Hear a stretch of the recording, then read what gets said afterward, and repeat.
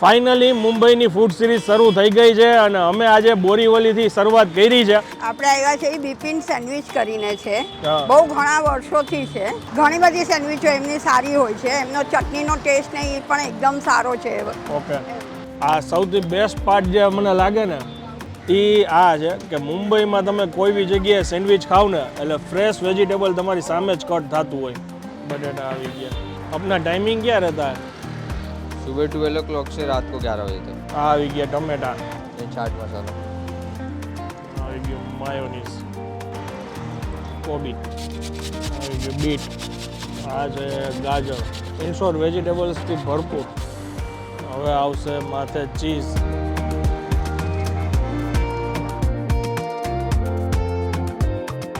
જે લોકો નુકસાનકારક છે એટલે જ કહું છું, ટોબેકો ખાતા હોય એના કામનું નથી, જેનું મોઢું ન ખુલતું હોય.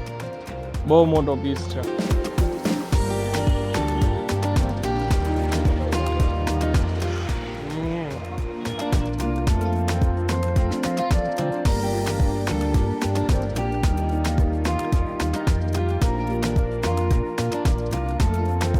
ફાઇનલી મુંબઈની ફૂડ સિરીઝ શરૂ થઈ ગઈ છે અને અમે આજે બોરીવલીથી શરૂઆત કરી છે.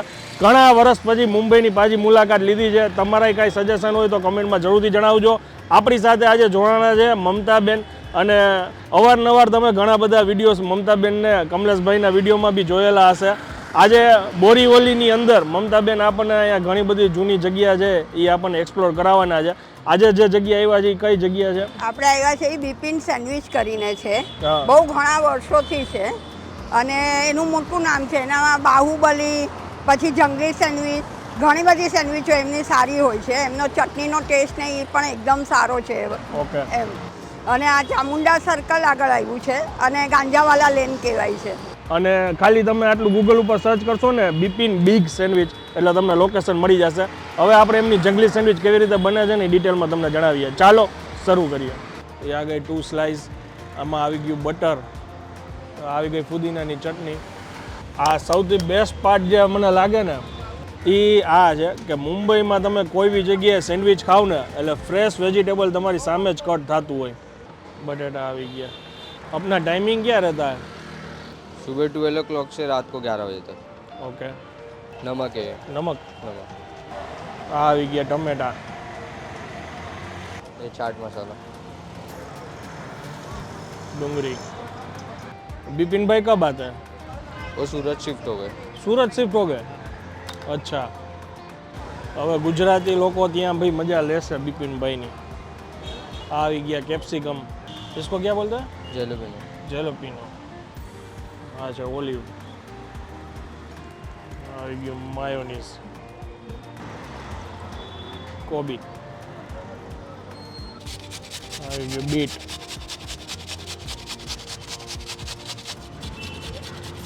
આ છે ગાજર. ઇન્શોર વેજીટેબલ્સથી ભરપૂર. કાચી કેરી.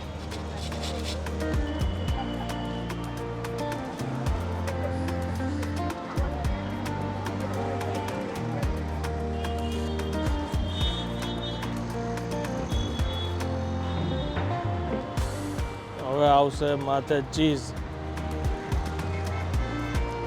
આપણી સેન્ડવિચ તૈયાર થઈ ગઈ છે. 220 રૂપિયાની કિંમત છે અને ફૂલ લોડેડ છે. ખરેખર આમાં છે ને 2.5-3 જણા સમજી જાય, 2 નહીં 2.5-3 જણા. અને આ ફૂલ વેજીસથી લોડેડ છે. એની અંદર આપણે જોયું મેકિંગમાં કેરી ને બીટ, કાકડી, એ બધી વસ્તુઓ ઘણી બધી નાખી છે. ખાલી તમને એક સેન્ડવિચનો પીસ ઊંચો કરીને બતાવું. જે લોકો નુકસાનકારક છે એટલે જ કહું છું, ટોબેકો ખાતા હોય એના કામનું નથી, જેનું મોઢું ન ખુલતું હોય. બહુ મોટો પીસ છે.